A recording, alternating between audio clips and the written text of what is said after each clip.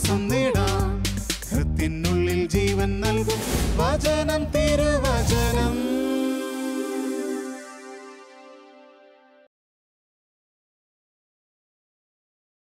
യേശുവിൽ ഏറ്റവും പ്രിയപ്പെട്ട സഹോദരങ്ങളെ, വചനം തിരുവചനം ശുശ്രൂഷയിൽ ഇന്ന് നമ്മൾ ചിന്തിക്കുന്നു, അടിത്തറ തകർന്നാൽ നീതിമാൻ എന്ത് ചെയ്യും? സങ്കീർത്തന പുസ്തകം 11-ാം അധ്യായം അതിൻ്റെ 3-ാമത്തെ തിരുവചനം. അടിത്തറ തകർന്നാൽ നീതിമാൻ എന്ത് ചെയ്യും? എന്ത് ചെയ്യും? ദൈവം നമ്മോട് ചോദിക്കുകയാണ്. ഉത്തരം നമ്മൾ തന്നെ പറയണം. അടിത്തറ തകർന്നാൽ നീതിമാൻ തകർന്നു വീഴും. അതാണ് നമ്മൾ ദൈവത്തിന് കൊടുക്കേണ്ട ഉത്തരം. നിങ്ങൾ ഇറ്റലിയിലെ പിസാ ഗോപുരത്തെക്കുറിച്ച് കേട്ടിട്ടുണ്ടായിരിക്കും. പിസാ ഗോപുരം ലോക പ്രശസ്തമാണ്. അതിൻ്റെ കാരണം അത് ചരിയുന്ന ഗോപുരമാണ്, ചരിഞ്ഞുകൊണ്ടേയിരിക്കുന്ന ഗോപുരമാണ്. ആ ഗോപുരത്തിൻ്റെ പ്രത്യേകത, അത് ഒരു വർഷത്തിൽ 1 ഇഞ്ചിൻ്റെ 20-1 വച്ച് ചരിഞ്ഞുകൊണ്ടിരിക്കുകയാണ്. 179 അടി ഉയരമുള്ള പിസാ ഗോപുരം ചരിഞ്ഞ് ഇപ്പോൾ തന്നെ 17 അടിയിലധികം ചരിഞ്ഞാണ് നിൽക്കുന്നത്. കുറച്ച് നാളുകൾക്ക് മുമ്പ് അതിലൊരു അറ്റകുറ്റപ്പണി നടത്തിയില്ലായിരുന്നെങ്കിൽ ഒരു പക്ഷേ ഗോപുരം ഇതിനോടകം തന്നെ താഴെ വീഴുമായിരുന്നു. യേശുവിൽ ഏറ്റവും പ്രിയപ്പെട്ട സഹോദരങ്ങളെ, എന്തുകൊണ്ടാണ് ഈ 179 അടി പൊക്കത്തിൽ കെട്ടിപ്പൊക്കിയ ഇറ്റലി എന്ന് പറയുന്ന മനോഹരമായ രാജ്യത്തിലെ ഈ ഗോപുരം തകർന്നു പോകാൻ കാരണമെന്താണ് എന്ന് ചോദിച്ചാൽ അതിനൊരൊറ്റ കാരണമേ ഉള്ളൂ. അതിൻ്റെ അടിത്തറ കെട്ടിയിരിക്കുന്നത് വെറും 10 അടി താഴ്ചയിലാണ്. 10 അടി താഴ്ചയിൽ അതിൻ്റെ ഫൗണ്ടേഷൻ ഇട്ട് അതിൻ്റെ അടിത്തറയിട്ട് കെട്ടിപ്പൊക്കി 179 അടി ഉയരത്തിൽ കെട്ടിപ്പൊക്കി കഴിഞ്ഞപ്പോൾ ഇപ്പോൾ അത് ചരിഞ്ഞുകൊണ്ടേയിരിക്കുകയാണ്. അനേകരുടെ ആത്മീയ ജീവിതം ഇതുപോലെ ചരിഞ്ഞുകൊണ്ടിരിക്കുകയാണ്. ചരിഞ്ഞ് ഒടുവിൽ അത് വീണു പോകുമെന്ന് ദൈവത്തിൻ്റെ വചനം നമ്മളെ ഓർമ്മിപ്പിക്കുന്നു. പ്രിയപ്പെട്ടവരെ, മത്തായി സുവിശേഷം 7-ാമത്തെ അധ്യായത്തിൽ കർത്താവായ യേശു ക്രിസ്തു 2 തരം മനുഷ്യരെ പറ്റി പ്രതിപാദിക്കുന്നു. 2 തരം പണികൾ, 2 തരം വ്യക്തികൾ, 2 തരം ഭവനങ്ങൾ, 2 തരം കോൺസിക്വൻസസ് അഥവാ പരിണിത ഫലങ്ങൾ അവിടെ വ്യക്തമായിട്ട് ദൈവത്തിൻ്റെ വചനം പറയുകയാണ്. 2 മനുഷ്യർ ഭവനം കെട്ടിപ്പൊക്കി, കുറച്ച് നാൾ കഴിഞ്ഞപ്പോൾ മഴ പെയ്തു, കാറ്റടിച്ചു, വെള്ളപ്പൊക്കമുണ്ടായി. ഒന്ന് വീണില്ല, ഒന്ന് വീണു. ഇതാണ് യേശു പറഞ്ഞ ഉപമ. നമ്മൾ ഇന്ന് അല്പം ആന്തരിക അർത്ഥം കൂടി മനസ്സിലാക്കി പരിശുദ്ധാത്മാവ് നമ്മോട് സംസാരിക്കുന്ന ദൈവത്തിൻ്റെ സന്ദേശം നമ്മുടെ ഹൃദയങ്ങളിലേക്ക് അത് എഴുതപ്പെടാൻ നമുക്ക് ആത്മാവിനോട് തന്നെ, പരിശുദ്ധാത്മാവിനോട് തന്നെ നമുക്ക് പ്രാർത്ഥിക്കാം. പ്രിയപ്പെട്ട സഹോദരങ്ങളെ, ഈ മനുഷ്യർ 2 പേരും തമ്മിൽ ചില സാമ്യങ്ങൾ ഉണ്ട്. ഒന്നാമത്തെ സാമ്യമെന്ന് പറയുന്നത്, അവർ 2 പേരും സുവിശേഷം കേൾക്കുവാനായിട്ട് പോയി എന്നുള്ളതാണ്. ഒരു പക്ഷേ കർത്താവായ യേശു ക്രിസ്തുവിൻ്റെ പ്രസംഗമായിരിക്കാം, പൗലോസിൻ്റെ പ്രസംഗമായിരിക്കാം, പത്രോസിൻ്റെ പ്രസംഗമായിരിക്കാം, ഒരു പ്രവാചകൻ്റെ പ്രസംഗമായിരിക്കാം, ഒരു സുവിശേഷ പ്രസംഗകൻ ഒരു ബൈബിൾ കൺവെൻഷൻ നടത്തിയപ്പോഴായിരിക്കാം. അവർ 2 പേരും സുവിശേഷം കേൾക്കാൻ പോയി. ഇത് വലിയൊരു പോസിറ്റീവായിട്ടുള്ള കാര്യമാണ്. ഇന്ന് ലോകത്തിൽ ആർക്കും സമയമില്ല. ദൈവത്തിൻ്റെ വചനം കേൾക്കാൻ സമയമില്ല, ധ്യാനങ്ങൾക്ക് പോകാൻ സമയമില്ല, തിരക്കാണ്. രാവിലെ ഡ്യൂട്ടി, ഉച്ചയ്ക്ക് ഡ്യൂട്ടി, രാത്രി ഡ്യൂട്ടി, എപ്പോഴും നമുക്ക് തിരക്കാണ്. മൊബൈൽ ഫോണിൽ സംസാരിക്കാൻ സമയമുണ്ട്, ടെലിവിഷൻ കാണാൻ സമയമുണ്ട്, കമ്പ്യൂട്ടർ നോക്കാൻ സമയമുണ്ട്. ദൈവത്തിൻ്റെ മുമ്പിലിരിക്കാനോ ദൈവത്തിൻ്റെ വചനം കേൾക്കാനോ മാത്രമാണ് നമുക്കാർക്കും ഇന്ന് സമയമില്ലാത്തത്. ലോകത്തിലെ മനുഷ്യർക്കൊന്നിനും സമയമില്ല. ദൈവത്തിൻ്റെ മുമ്പിലിരിക്കാൻ അവർക്ക് സമയമില്ല, ബാക്കി എല്ലാത്തിനും അവർക്ക് സമയമുണ്ട്. അങ്ങനെയുള്ള ഒരു ലോകത്തിൽ 2 മനുഷ്യരും ദൈവത്തിൻ്റെ വചനം കേൾക്കാനായിട്ട് പോയി. ദൈവം അതിനെ അംഗീകരിക്കുകയാണ്, ദൈവം അതിനെ അപ്രിഷ്യേറ്റ് ചെയ്യുകയാണ്. ഞങ്ങൾക്ക് 2 പേർക്കും കർത്താവിൻ്റെ വചനം കേൾക്കണമെന്ന് പറഞ്ഞുകൊണ്ട് അവർ ദൈവത്തിൻ്റെ വചനം കേൾക്കാനായിട്ട് പോയി. ഇത് നമുക്ക് അനുകരിക്കാവുന്ന ഒരു മാതൃകയാണ്. 2 പേരും ദൈവത്തിൻ്റെ വചനം വിശ്വസിച്ചു. കുറേ ആളുകളെ ഞാൻ ധ്യാന അവസരങ്ങളിൽ കണ്ടിട്ടുണ്ട്. എന്താണ് നടക്കുന്നതെന്നറിയാൻ വേണ്ടി മാത്രം വന്ന് കൈ 2ഉം കൂടെ കെട്ടി അനങ്ങാപ്പാറ പോലിരിക്കും. മുഴുവൻ വചനവും കേട്ടുകൊണ്ടിരിക്കും, എന്നാൽ ഒന്നുപോലും വിശ്വസിക്കത്തില്ല എന്ന് മാത്രമല്ല, ചില സമയത്തെങ്കിലും പുറത്തിറങ്ങി അതിനെ വിമർശിക്കുകയും കുറ്റപ്പെടുത്തുകയും അതിനെതിരായി സംസാരിക്കുകയും ഒക്കെ ചെയ്തുകൊണ്ടിരിക്കുന്ന ഒരു പ്രത്യേക പ്രവർത്തനം. എന്നാൽ ഈശോ പറഞ്ഞ ഉപമയിൽ 2 പേരും സുവിശേഷം വിശ്വസിച്ചു. വിശ്വസിക്കുന്നവർ ഭാഗ്യവാന്മാരെന്നാണ് കർത്താവ് പറഞ്ഞിരിക്കുന്നത്. കാരണം കർത്താവ് പറയുന്നു, വിശ്വാസം കൂടാതെ ദൈവത്തെ പ്രസാദിപ്പിക്കാൻ സാധ്യമല്ല. ദൈവത്തിൻ്റെ മുഖത്തൊരു പുഞ്ചിരി വരണമെങ്കിൽ ആദ്യം നമ്മുടെ ഭാഗത്തുണ്ടാകേണ്ട കാര്യം വിശ്വാസം തന്നെയാണ്. Without faith it is impossible to please God. ദൈവത്തെ പ്രസാദിപ്പിക്കാൻ വിശ്വാസമില്ലാതെ സാധ്യമല്ല. വിശ്വാസമെന്ന് പറയുന്നത് നമ്മുടെ ക്രിസ്തീയ ജീവിതത്തിൻ്റെ അടിസ്ഥാനമാണ്. രണ്ടുപേരും സുവിശേഷം കേട്ട് വിശ്വസിച്ചു. രണ്ടുപേരും സുവിശേഷത്തെ ചോദ്യം ചെയ്തില്ല. രണ്ടുപേരും സുവിശേഷത്തെ കുറ്റപ്പെടുത്തിയില്ല. രണ്ടുപേരും സുവിശേഷത്തെ വിമർശിച്ചില്ല, പെറുപെറുത്തില്ല. അവർ രണ്ടുപേരും സുവിശേഷത്തെ ഹൃദയത്തിൽ സ്വീകരിച്ചു. 3, രണ്ടുപേരും ഭവനം പണിയാൻ തീരുമാനമെടുത്തു. ഒരു ആത്മീയ ജീവിതം വേണമെന്ന് അവർ തീരുമാനമെടുത്തു. ഞായറാഴ്ച ക്രിസ്ത്യാനിയായിട്ട് മാത്രം ജീവിച്ചാൽ പോരാ, ഞങ്ങൾക്കൊരു ആത്മീയ ജീവിതം വേണം. ഒരു അകത്ത മനുഷ്യൻ്റെ വളർച്ച വേണം. ആന്തരിക മനുഷ്യൻ ശക്തനാകണം. ആന്തരിക മനുഷ്യൻ്റെ മേൽ അഭിഷേകം വരണം. സ്വർഗീയ മനുഷ്യരായി തീരണം. ദൈവത്തിൻ്റെ മകനായി തീരണമെന്ന് രണ്ടുപേരും തീരുമാനമെടുത്തു. അവരുടെ ജീവിതം, ആത്മീയ ജീവിതം കെട്ടിപ്പൊക്കാൻ അവർ തീരുമാനമെടുത്തു. അതുകൊണ്ടാണ് പ്രിയപ്പെട്ടവരെ വചനം പറയുന്നത്, നിങ്ങൾ സജീവ ശിലകൾ കൊണ്ടുള്ള ആത്മീയ ഭവനമായി വളർന്നു വരട്ടെ. നമ്മൾ വളർന്നു വരണം. ജീവനുള്ള കല്ലുകൾ കൊണ്ട് നമ്മളാകുന്ന ഭവനത്തെ കെട്ടിപ്പൊക്കണം. നമുക്കൊരു ആത്മീയ ജീവിതം കെട്ടിപ്പൊക്കാനുണ്ട്. അത് നമ്മൾ തീരുമാനമെടുത്ത്, ഉത്തരവാദിത്വം ഏറ്റെടുത്ത്, ദൈവത്തിൻ്റെ കൃപയിൽ ആശ്രയിച്ച്, പരിശുദ്ധാത്മശക്തിയിൽ ചാരി, വചനം ഭക്ഷിച്ച് നമ്മൾ മുന്നോട്ട് പോയി കെട്ടിപ്പൊക്കേണ്ട ഒന്നാണ്. അത് നമ്മൾ ചെയ്യണം. രണ്ടുപേരും തീരുമാനമെടുത്തു. രണ്ടുപേരും ഭവനം കെട്ടിപ്പൊക്കി. ഇത്രയും കാര്യങ്ങളിൽ രണ്ടുപേരും ഒരുപോലെ തന്നെയാണ്. ഒരു കാര്യത്തിലും നമ്മൾ അവർ തമ്മിലൊരു സാമ്യം കാണുന്നു. രണ്ട് ഭവനത്തിലും കാറ്റടിച്ചു, മഴ പെയ്തു, വെള്ളപ്പൊക്കമുണ്ടായി. ഇതും രണ്ടു പേർക്കും ഒരുപോലെ തന്നെ സംഭവിച്ചു. എന്നാൽ പ്രിയപ്പെട്ടവരെ, ഇതിൽ നമ്മളൊരു വ്യത്യാസം കാണുന്നു. ഒരാളുടെ ഭവനം തകർന്ന് തരിപ്പണമായി, മറ്റേയാളുടെ ഭവനം ഒരു കുഴപ്പവും കൂടാതെ സകല പ്രതികൂലത്തെയും അതിജീവിച്ച് മനോഹരമായി പിടിച്ചു നിന്നു. എന്താണ് ഇതിന് കാരണം? ഇതാണ് ഇന്ന് കർത്താവ് എന്നെയും നിങ്ങളെയും മനസ്സിലാക്കി തരാനായിട്ട് ശ്രമിക്കുന്നത്. ഒന്നാമത്തെ വ്യക്തിയും രണ്ടാമത്തെ വ്യക്തിയും തമ്മിലുള്ള പ്രധാനപ്പെട്ട വ്യത്യാസം, ആദ്യത്തെ വ്യക്തി ഭവനം പണിതുവെങ്കിലും മണലിലാണ് അവൻ്റെ ഭവനം പണിതതെന്ന് യേശു പഠിപ്പിക്കുന്നു. മണൽ എന്ന് പറഞ്ഞാൽ ഇളകി മാറുന്നത്, മാറിപ്പോകുന്നത്, ചലിക്കുന്നത്, ഉറപ്പില്ലാത്തത്, ഇളകിക്കൊണ്ടിരിക്കുന്നത് എന്നൊക്കെയാണ് അർത്ഥം. അവനവൻ്റെ ഭവനം പണിതുവെങ്കിലും അവൻ മണലിൽ പണിതു. മണലിൽ പണിതുവെന്ന് പറഞ്ഞാൽ വികാരങ്ങളുടെ പുറത്ത് പണിതു. മണലിൽ പണിതു എന്ന് പറഞ്ഞാൽ സുവിശേഷ പ്രഘോഷകൻ്റെ പേഴ്സണാലിറ്റി, വ്യക്തിത്വത്തിൻ്റെ പുറത്ത് പണിതു. മണലിൽ പണിതു എന്ന് പറഞ്ഞാൽ ഏതെങ്കിലും ഒരു ധ്യാന കേന്ദ്രത്തിൻ്റെ കെയർ ഓഫിൽ പണിതു. ഞാൻ ഇന്ന ധ്യാന കേന്ദ്രത്തിൻ്റെ ആളാണ് എന്ന് പറഞ്ഞ് ഭവനം കെട്ടിപ്പൊക്കുന്നവരെ കണ്ടിട്ടുണ്ട്. അവർ മണലിൽ പണിയുന്നവരാണെന്ന് കർത്താവ് പറയുകയാണ്. ചിലർ മണലിൽ പണിയുന്നു എന്ന് പറഞ്ഞാൽ അർത്ഥം വരദാനങ്ങളുടെ പുറത്താണ് പണിതത്. ഉദാഹരണം പറഞ്ഞാൽ, തലവേദന മാറിക്കിട്ടി ധ്യാനത്തിൽ സന്തോഷമായി, ഉടനെ രോഗശാന്തി വരത്തിൻ്റെ പുറത്താണ് പിന്നെ ഭവനം പണിതത്. അങ്ങനെ പോയാൽ ഒരു അപകടമുണ്ട്. 2 ആഴ്ച കഴിഞ്ഞ് മുട്ടുവേദന വരുന്നു. മുട്ടുവേദന പ്രാർത്ഥിച്ചപ്പം മാറുന്നില്ല.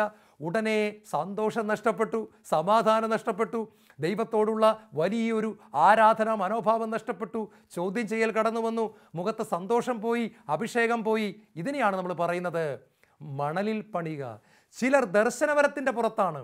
ഒരു കൗൺസിലിംഗ് അനുഭവം ഉണ്ടായി, നല്ലൊരു സന്ദേശം കേട്ടു, അതുപോലെ തന്നെ കാര്യം നടന്നു.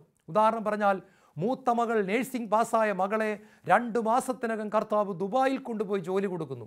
കൃത്യമായിട്ട് സംഭവിച്ചു. 2 മാസത്തിനകം ദുബായിൽ ചെന്നു. പക്ഷേ ഒരു കുഴപ്പം പറ്റി. 3 മാസമായിട്ടും ജോലി കിട്ടുന്നില്ല. 2 മാസത്തിനകം ദുബായിൽ ചെന്ന് ജോലി കിട്ടുമെന്നാണ് സന്ദേശം. അതിൻ്റെ പുറത്ത് ഭവനം പണിതു. 3 മാസമായിട്ടും ജോലി കിട്ടിയില്ല. ഉടനെ പ്രാർത്ഥന പോയി, സന്തോഷം പോയി, അഭിഷേകം പോയി, ദൈവത്തോടുള്ള ബന്ധം പോയി. പ്രിയപ്പെട്ട സഹോദരങ്ങളെ, ഇതിനെയാണ് മണലിൽ പണിയുക എന്ന് കർത്താവ് പറഞ്ഞിരിക്കുന്നത്. മണലിൽ പണിയുക എന്ന് പറഞ്ഞാൽ ഇളകി മാറുന്നതിനെയാണ്. രണ്ടാമത്തെ വ്യക്തി പണിതത് പാറയുടെ പുറത്താണ്. 1 കൊരിന്ത്യർ 10-ാം അധ്യായത്തിൻ്റെ 4-ാമത്തെ തിരുവചനം പറയുന്നു, ആ പാറ ക്രിസ്തുവാണ്. 1 കൊരിന്ത്യർ 3-ാം അധ്യായത്തിൻ്റെ 11 മുതലുള്ള വാക്യങ്ങൾ. എത്ര മനോഹരമായ വചനമാണ് ദൈവത്തിൻ്റെ പരിശുദ്ധാത്മാവ് എഴുതി വച്ചിരിക്കുന്നത്. യേശു ക്രിസ്തുവെന്ന അടിസ്ഥാനം സ്ഥാപിക്കപ്പെട്ട് കഴിഞ്ഞു. അതിനുമേൽ മറ്റൊരടിസ്ഥാനം സ്ഥാപിക്കാൻ ആരെക്കൊണ്ടും സാധ്യമല്ല. അതിന് പുറമേ മറ്റൊരു അടിസ്ഥാനം സ്ഥാപിക്കാൻ സാധ്യമല്ല. അതിൻ്റെ പുറത്തായി ആരെങ്കിലും സ്വർണമോ വെള്ളിയോ രത്നങ്ങളോ വൈക്കോലോ തടിയോ പുല്ലോ വൈക്കോലോ ഉപയോഗിച്ച് പണിതാലും ഓരോരുത്തരുടെയും പണി വെളിപ്പെടുക തന്നെ ചെയ്യും. കർത്താവിൻ്റെ ദിനത്തിൽ അത് വിളംബരം ചെയ്യപ്പെടും. അഗ്നിയാൽ അത് വെളിവാക്കപ്പെടും. ഓരോരുത്തരുടെയും പണി എപ്രകാരമെന്ന് അഗ്നി തെളിയിക്കുക തന്നെ ചെയ്യും. അഗ്നിയാൽ അവൻ പരിശോധിക്കപ്പെടും. ആരുടെ പണി നിലനിൽക്കുന്നോ അവൻ സമ്മാനിതനാകും. ആരുടെ പണി തകർന്നു പോകുന്നുവോ അവൻ നഷ്ടം സഹിക്കേണ്ടി വരും. എത്ര ശക്തമായ വചനമാണ് പരിശുദ്ധാത്മാവ് പൗലോസ്ലീഹായിലൂടെ തന്നിരിക്കുന്ന പ്രിയപ്പെട്ടവരെ. യേശുക്രിസ്തുവെന്ന അടിസ്ഥാനം സ്ഥാപിക്കപ്പെട്ടു കഴിഞ്ഞു. യേശുവെന്ന അടിസ്ഥാനത്തെ കണ്ടെത്തി, യേശുവെന്ന പാറയെ കണ്ടെത്തി, വചനമായ യേശുവിനെ കണ്ടെത്തി. അതിൻ്റെ പുറത്ത് ഭവനം കെട്ടിപ്പൊക്കുന്നവൻ ഭാഗ്യവാൻ എന്ന് കർത്താവിൻ്റെ വചനം പറയുന്നു. ജെറമിയ പ്രവാചകന്റെ പുസ്തകം 15-ാം അധ്യായം 16-ാമത്തെ തിരുവചനം, കർത്താവേ, അങ്ങയുടെ വചനങ്ങൾ ഞാൻ കണ്ടെത്തിയപ്പോൾ ഞാനത് ഭക്ഷിച്ചു, എനിക്കത് ആനന്ദ അമൃതമായി, എൻ്റെ ഹൃദയത്തിനത് സന്തോഷമായി. കർത്താവേ, വചനം പറയുകയാണ്, അങ്ങയുടെ വചനങ്ങൾ കണ്ടെത്തിയപ്പോൾ ഞാനത് ഭക്ഷിച്ചു, അതെൻ്റെ ഹൃദയത്തിന് ആനന്ദ അമൃതമായി, എനിക്കുള്ളിൽ ആഹ്ലാദമായി. അവിടം കൊണ്ട് നിർത്തിയില്ല. ജെറമിയ 15:17 പറയുകയാണ്, ഉല്ലാസഘോഷം നടത്തുന്നവരോടുകൂടി ഞാൻ കൂട്ടായ്മ ആചരിക്കുകയോ അവരുടെ ആനന്ദങ്ങളിൽ പങ്കുകൊള്ളുകയോ ചെയ്തില്ല. കർത്താവിൻ്റെ കരം എൻ്റെ മേൽ ഉണ്ടായിരുന്നത് കൊണ്ട് ഞാൻ ഏകാഗിയായി കഴിഞ്ഞു. ശ്രദ്ധിച്ച് കേട്ടോ ഈ വചനം. ദൈവത്തിൻ്റെ വചനം കണ്ടെത്തി ഭക്ഷിച്ച ഒരു വ്യക്തി ആ വചനം നഷ്ടപ്പെട്ടു പോകാതിരിക്കാൻ കൊടുത്ത വിലയെപ്പറ്റിയാണ് ജെറമിയ 15:17 പറഞ്ഞിരിക്കുന്നത്. ഉല്ലാസഘോഷം നടത്തുന്നവരോടൊപ്പം ഞാൻ കൂട്ടായ്മ ആചരിച്ചില്ല, അവരുടെ സന്തോഷങ്ങളിൽ ഞാൻ പങ്കെടുത്തില്ല. എൻ്റെ കർത്താവിൻ്റെ കരം, അഭിഷേകത്തിൻ്റെ കരം, ശക്തിയുടെ കരം, ദൈവത്തിൻ്റെ കരം, പരിശുദ്ധാത്മ അഗ്നി അതെൻ്റെ മേൽ ഉണ്ടായിരുന്നത് കൊണ്ട് ഞാൻ പാപത്തിൻ്റെ കൂട്ടുകെട്ടിൽ പോയി അത് നശിപ്പിച്ച് കളയാതെ ഞാൻ ഏകാന്തതയിൽ എൻ്റെ ദൈവത്തോടു കൂടി സമയം കണ്ടെത്തി. ഞാൻ പാപത്തിൻ്റെ കൂട്ടുകെട്ടിൽ പോയില്ല, വില കൊടുത്തു എന്നാണ് പറഞ്ഞിരിക്കുന്നത്. He paid the price to build the house of God. ദൈവത്തിൻ്റെ ഭവനം പണിതുയർത്താൻ അവനൊരു വില കൊടുത്തു. വചനം ഭക്ഷിച്ചതിന് ശേഷം അവൻ പോയി വൈക്കോല് ഭക്ഷിച്ചില്ല. വചനം ഭക്ഷിച്ചതിന് ശേഷം അവൻ പോയി പുല്ല് തിന്നില്ല. വചനം ഭക്ഷിച്ചതിന് ശേഷം അവൻ പോയി ലോകത്തിൻ്റെ ചപ്പും ചവറും അകത്താക്കിയില്ല. അവൻ ഒരു സത്യം മനസ്സിലായി, ദൈവത്തിൻ്റെ വചനം എൻ്റെ ഉള്ളിൽ വന്നു, ഞാൻ വില കൊടുക്കണം, ഞാൻ വേർതിരിക്കപ്പെട്ട ജീവിതം നയിക്കണം, ഞാൻ സെപ്പറേറ്റഡ് ലൈഫ് നയിക്കണം. ഉൽപ്പത്തി പുസ്തകം 1-ാം അധ്യായം 4-ാമത്തെ തിരുവചനം, ദൈവം അരുളി ചെയ്തു, പ്രകാശം ഉണ്ടാകട്ടെ, ലെറ്റ് there be light. പ്രകാശമുണ്ടായി.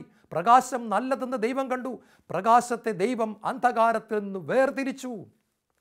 പ്രകാശവും അന്ധകാരവും തമ്മിൽ കൂട്ടിക്കലർന്നാൽ പ്രകാശത്തിൻ്റെ പ്രകാശം കുറഞ്ഞു പോയിട്ട് ഒരു വല്ലാത്ത സന്ധ്യ പോലിരിക്കും.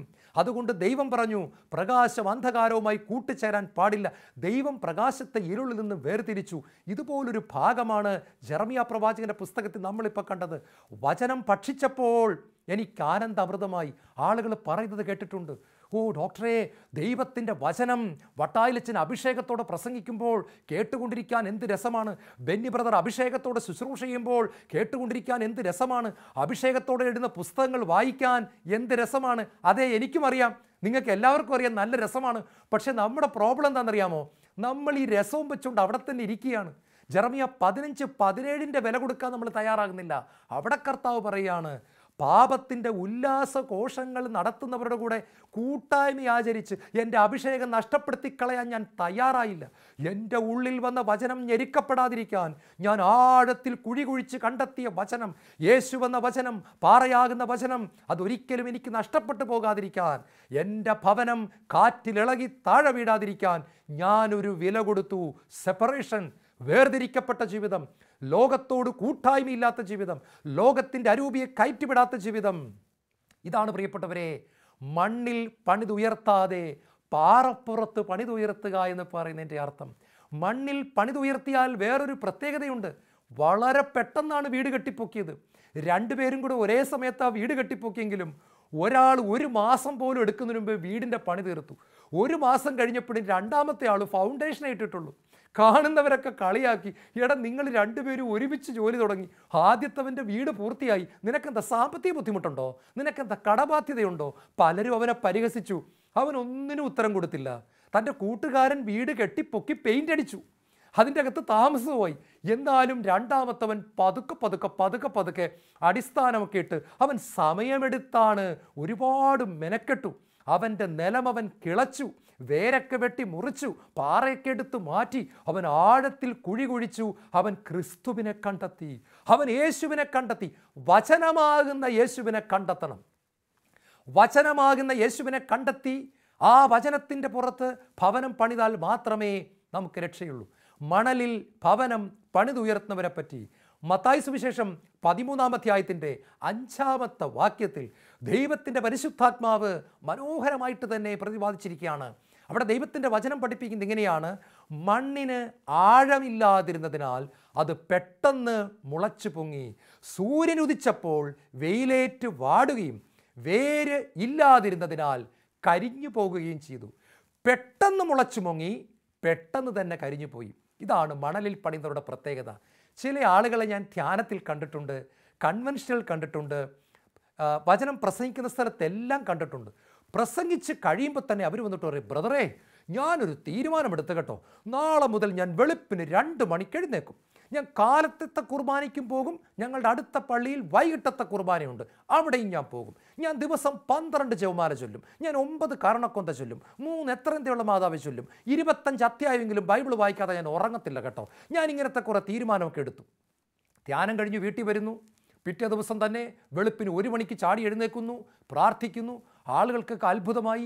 രാവിലെ 6 മണിക്കത്തെ കുർബാനയ്ക്ക് 5 മണിക്ക് തന്നെ പള്ളിയിൽ പോകുന്നു. കുർബാന കഴിഞ്ഞിട്ട് 2 മണിക്കൂർ അവിടെ ഇരിക്കുന്നു. എല്ലാവരും അത്ഭുതപ്പെട്ടു. ദൈവമേ, ഒരു ധ്യാനം കഴിഞ്ഞതോടുകൂടി അന്തോനീസ് പുണ്യാളനെ പോലെ ആയല്ലോ, എന്തൊരു മാറ്റമാണ്, എന്തൊരു വളർച്ചയാണ്, എന്തൊരു സ്പീഡാണിത്. എന്നാൽ ധ്യാനത്തിൽ പങ്കെടുത്ത വേറെ ചിലർ അവർ ശാന്തതയോടെ വരികയാണ്. അവർ 5 മണിക്ക് എഴുന്നേൽക്കുന്നു, ശാന്തമായിട്ട് പ്രാർത്ഥിക്കുന്നു, ദിവസവും 1 കുർബാനയ്ക്ക് പോകുന്നു, കുടുംബ പ്രാർത്ഥന നടത്തുന്നു. പ്രത്യേകിച്ച് ഷോ ഓഫ് ഒന്നുമില്ല, ഇളക്കങ്ങളൊന്നുമില്ല. അവർ വളരെ ശാന്തമായിട്ട് പോകുന്നു. ആളുകൾ നോക്കിയിട്ട് പറയാണ്, ആദ്യത്തവൻ്റെ ഒരു തീഷ്ണതയുണ്ടല്ലോ, എൻ്റെ പൊന്നെ, അവൻ മിക്കവാറും നായ്ക്കമ്പറമ്പലച്ചനെ പോലെ ആകുമെന്നാണ് തോന്നുന്നത്, എന്തൊരു അഗ്നിയാണ് അവന്. പക്ഷേ പ്രിയപ്പെട്ടവരെ, 3 ആഴ്ച കഴിഞ്ഞിട്ട് അവനെ മഷിയിട്ട് നോക്കിയാൽ പോലും കാണുന്നില്ല. എടാ അവൻ എവിടെ പോയി?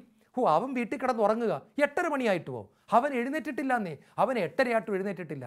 അവനെ ഇപ്പം പള്ളിയിൽ കാണുന്നില്ല. കുടുംബ പ്രാർത്ഥനയ്ക്ക് ഭാര്യ വിളിച്ചാൽ പറയും, നീ മക്കളും കൂടി ഇരുന്ന് പ്രാർത്ഥിക്ക്, ഞാൻ ഇച്ചിരി ചീട്ട് കളിച്ചിട്ട് വരാം. അതേ പ്രിയപ്പെട്ടവരെ, സൂര്യൻ ഉദിച്ച് വെയിലടിച്ചു കഴിഞ്ഞപ്പോൾ അവൻ്റെ ഇലയെല്ലാം ഉണങ്ങിപ്പോയി, വേരെല്ലാം കരിഞ്ഞുപോയി. രണ്ടാമത്തെ വ്യക്തി പതുക്കെ വചനത്തെ കണ്ടെത്തി അവൻ ആഴത്തിൽ കുഴി കുഴിച്ച് വളർന്നു വരുന്നു. ദൈവം നമ്മളെ വിളിക്കുകയാണ്. എല്ലാവരുടെയും ജീവിതത്തിൽ ടെസ്റ്റുകളും ട്രയലുകളും ഉണ്ടാകും. എല്ലാവരുടെയും ജീവിതത്തിൽ പരീക്ഷണ നിമിഷങ്ങൾ ഉണ്ടാകും. വേദനയുടെ നിമിഷങ്ങളുണ്ടാകും, രോഗങ്ങളുടെ നിമിഷങ്ങളുണ്ടാകും, തെറ്റിദ്ധാരണയുടെയും അപമാനത്തിൻ്റെയും പ്രാർത്ഥനകൾക്ക് മറുപടി കിട്ടാത്ത മാസങ്ങളുടെയും എല്ലാവരാലും വെറുക്കപ്പെടുന്ന നിമിഷങ്ങളുടെയും ആർക്കും നമ്മളെ മനസ്സിലാക്കാൻ പറ്റാത്ത ഇരുണ്ട രാത്രികളുടെയും നിമിഷങ്ങളുണ്ടാകും. ഇതിനെയാണ് മഴ പെയ്തു, വെള്ളപ്പൊക്കമുണ്ടായി, കാറ്റടിച്ചു, അത് ഭവനത്തിൻ്റെ മേൽ ആഞ്ഞടിച്ചു. ഒരു ആത്മീയ മനുഷ്യൻ്റെ പുറത്ത് ആഞ്ഞടിക്കുന്നു, പ്രാർത്ഥിക്കുന്ന മനുഷ്യൻ്റെ പുറത്ത് അത് ആഞ്ഞടിക്കുക തന്നെ ചെയ്യും. അപ്പോൾ മണ്ണിൽ ഭവനം പണിതവൻ തകർന്നു വീഴും. യാക്കോബ് ശ്ലീഹ എഴുതിയ ലേഖനം 1-ാം അധ്യായം 2-ാമത്തെ തിരുവചനം. പരിശുദ്ധാത്മാവ് ഇങ്ങനെയാണ് അവിടെ പറഞ്ഞിരിക്കുന്നത്: എൻ്റെ പ്രിയപ്പെട്ട സഹോദരങ്ങളെ, വിവിധ പരീക്ഷകളിൽ അകപ്പെടുമ്പോൾ നിങ്ങൾ സന്തോഷിക്കുവിൻ.